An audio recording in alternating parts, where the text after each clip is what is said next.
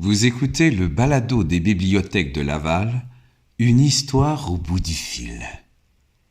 Nous vous invitons à découvrir des anecdotes, des histoires touchantes et poèmes d'espoir par vos auteurs préférés. Plongez maintenant dans l'univers de Francine Ouellette, lorsque son premier saut en parachute lui inspira les ailes du destin. Les ailes. Il y a plus de 50 ans, j'ai relevé le défi d'un premier saut en parachute. Je faisais mine de ne pas avoir peur, mais j'avais une trouille du maudit à l'idée que mon parachute ne s'ouvre pas. Quand il s'est ouvert, j'ai poussé un grand ouf et j'ai admiré le paysage au lieu de me diriger à l'endroit marqué d'une croix blanche pour l'atterrissage.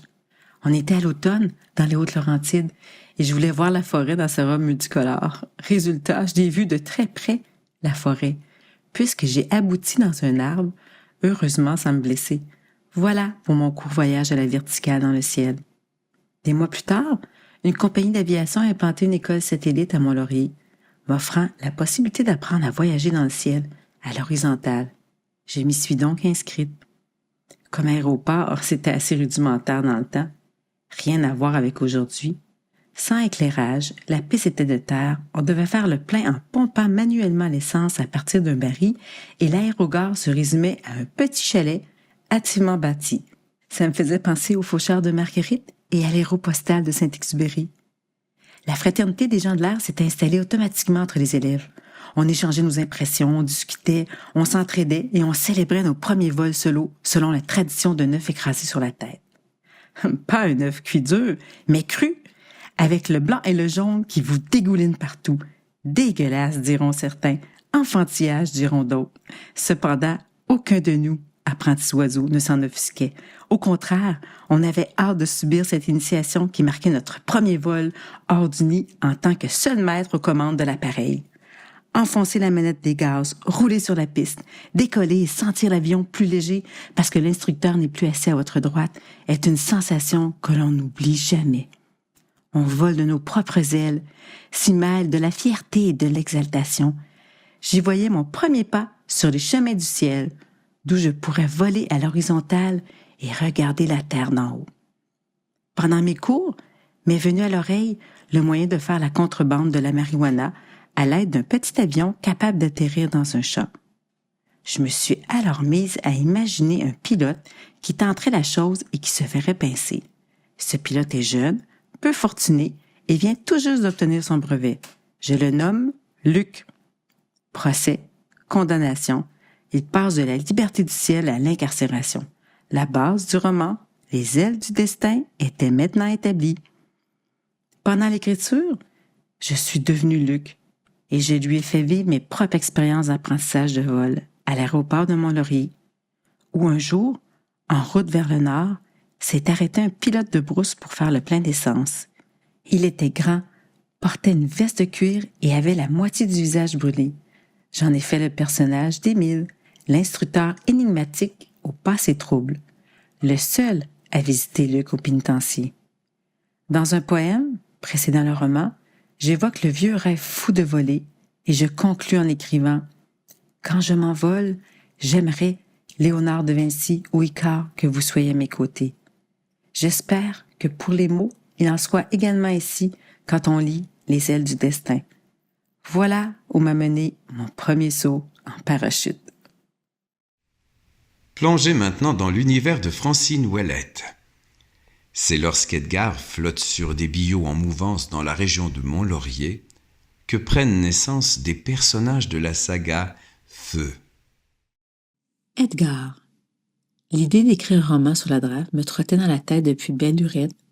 J'imaginais que c'était pour être assez simple, étant donné que dans la région de Mont-Laurier où j'habite, on est assez familier avec le milieu forestier et le flottage du bois, qui a encombré la Lièvre pendant trop longtemps. Vestige d'un passé, pas si lointain, des crochets, des tournebillots et des gaffes traînaient encore dans des remises, dont la mienne. En un mot, je pensais en connaître assez pour ne pas avoir à faire trop de recherches. Avant de passer à l'écriture, j'ai cru bon de rencontrer un ancien chef de drave, histoire de me brancher sur du vécu. Edgar avait 90 ans, des mains larges et l'esprit encore vif. Il m'a averti qu'il n'avait pas une grosse instruction et qu'à l'âge de 12 ans, il avait commencé à travailler dans les chantiers, comme showboy, avant d'être bûcheron, puis draveur. Des moulins de Buckingham jusqu'à sa source, la rivière du Lièvre n'avait pas de secret pour lui. Comme diplôme, c'était amplement suffisant. Il a commencé par me dire que, par les rivières, on pouvait se rendre très loin et partout au pays. J'ai interprété ça comme très loin et partout vers les moulins à scie et les papetières. Il avait été de ceux qui se tiennent en équilibre sur un bio en mouvance. Imaginez faire du paddleboard sur quelque chose de rond qui roule sous vos pieds, le tout dans le courant d'une rivière. Il me racontait que Tiga, il s'y pratiquait en cachette. Ses souvenirs d'enfance remontaient. Il me parlait de son héros, Joe Montferrand, qui avait été cageux et qui avait travaillé au rapide du Wapiti de la Lièvre. Or, ceux-ci ne sont pas très loin de chez moi, ni de l'endroit où Edgar avait grandi et où habitait aussi l'Indienne qui lui confectionnait ses mocassins en peau de chevreuil. Quand je lui ai demandé depuis quand ces Autochtones étaient là, il m'a répondu tout simplement qu'à sa connaissance, il était là depuis toujours. J'ignorais totalement qui étaient les Cageux, tandis que Joe Montferrand se classait dans la légende, chanté entre autres par Jules Vigneault. Cela me dépassait d'apprendre qu'avec ces hommes, cet Hercule batailleur avait bûché dans mon bout et transporté par voie d'eau de grands radeaux de bois et carrés jusqu'à Québec. J'ai donc remis momentanément l'écriture du roman pour entreprendre quelques petites recherches qui finalement se sont échelonnées sur une dizaine d'années. Parallèlement à celle-ci, se sont débauchés des personnages de la saga Feu, qui allaient raconter notre histoire en 6 tomes sous l'angle nouveau, inspiré par mon vieux chef de drame. À savoir que par les rivières, on peut se rendre très loin et partout au pays, et qu'à sa souvenance, les Autochtones de Wabasi étaient là depuis toujours. Sa souvenance équivalait à la parole léguée de génération en génération chez les peuples premiers.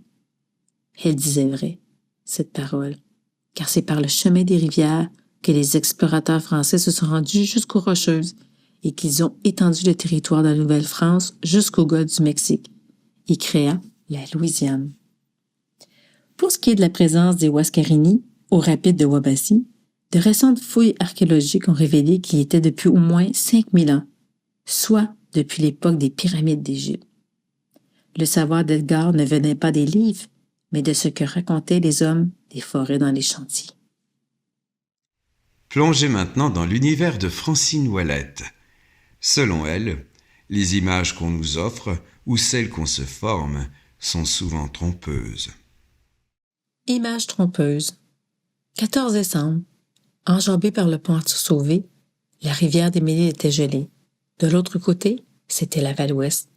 Anciennement, on y traversait sur la glace. Planté devant l'église de Saint-Eustache, je frissonnais autant de froid que d'émotion de voir les cicatrices des boulets de canon sur sa façade, vestiges de la bataille qui avait eu lieu en cette même date, en 1837. La pierre me parlait. J'imaginais derrière moi l'armée de Colborne avec son artillerie et ses 2000 hommes bien équipés, et à l'intérieur de l'église, une poignée de patriotes piégés par les flammes. Leurs cris devaient se mêler au vacarme des armes pendant que la fumée et l'odeur de la poudre devaient envahir le petit village où la veille, confiant à la victoire, ces hommes nommés des bonnets bleus avaient défilé sous le tricolore vert, blanc, rouge des patriotes. Que s'était-il passé?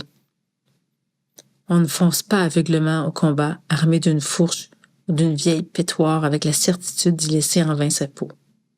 Il y avait forcément eu une autre raison que celle évoquée des 92 résolutions que le peuple avait signées d'un X, la grande majorité ne sachant ni lire ni écrire. Je devais comprendre pourquoi ces bonnets bleus en étaient arrivés là. J'avais lu beaucoup d'ouvrages anciens et récents sur le sujet, dont l'excellent livre Patriotes et loyaux de Gilles Laporte. On s'y attardait surtout sur les figures des leaders, celles de Papineau. Mais qu'en était-il de ceux qui les avaient suivis?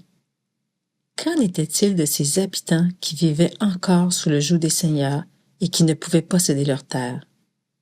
Et qu'en était-il de ces rebelles qui se saluaient du terme citoyen et avaient la Marseillaise comme chant de ralliement? J'avais en tête l'illustration connue du vieillard, la pipe au bec et l'arme à la main d'Henri Julien. C'est de son côté que je voulais aborder la rébellion de 1837. J'avais obtenu les coordonnées de Jonathan Lemire, l'historien spécialiste des patriotes de Deux-Montagnes-Saint-Eustache. Je me figurais un érudit d'un âge respectable, le nez dans les archives. Cela m'impressionnait et je n'osais le déranger. J'ai longtemps hésité avant de composer son numéro de téléphone, persuadé de tomber sur une boîte vocale. J'avais soigneusement rédigé mon message, mais c'est lui qui a répondu. Ça m'a un peu décontenancé. Très gentil, il a aussitôt accepté de participer à mes recherches. Comme je n'étais pas branché à Internet et que 3 heures de route nous séparaient, nous communiquions par la poste et par téléphone. J'ai vite reçu une volumineuse enveloppe contenant une masse de documentation photocopiée, suivie un peu plus tard d'une autre enveloppe du même genre. Correspondance, témoignages, articles de journaux, cartes géographiques, contexte économique, politique et social, tout y était pour m'aider à reconstituer les événements et à les comprendre. Il m'avait aussi envoyé son ouvrage publié chez Septentrion concernant le docteur Jacques Labrie, un député patriote qui avait fait de l'instruction son cheval de bataille. Cette vision du mouvement des patriotes, ainsi que le rôle déterminant du clergé dans leur défaite, sont les angles principaux sur lesquels j'ai abordé mon roman. Pendant près de 3 ans de collaboration, une belle complicité s'était développée entre nous. Il me faisait part du projet auquel il se consacrait et qui consistait au recensement des portraits des patriotes que Jean-Joseph Giroir avait dessinés alors qu'il était emprisonné comme eux. De mon côté, je lui soumettais des textes afin qu'il en vérifie la justesse historique. Parmi la documentation qu'il m'avait fournie se trouvait le registre des bonnets bleus morts dans l'église de Saint-Eustache. Contrairement à l'illustration d'Henri Julien, ces hommes d'un âge moyen de 25 ans représentaient la fine fleur de la jeunesse. Le plus vieux était leur chef, le docteur Chénier, de 32 ans. Le plus jeune, Alexis Lachance, de 17 ans, d'où le titre « En 1837, j'avais 17 ans ». Ce roman et Portrait des patriotes de Jonathan Lemire ont été publiés à une semaine d'intervalle et ensemble, nous avons par la suite prononcé des conférences qui illustraient comme la fiction se mêlait à l'histoire. La première fois que je l'avais rencontré, j'ai été surprise de constater que le vieil érudit que je m'étais imaginé était en réalité un jeune homme dans la trentaine. Comme quoi, les images qu'on nous offre ou celles qu'on se forme sont souvent trompeuses. Ce balado est réalisé par les bibliothèques de Laval. Merci d'avoir passé ce moment avec nous.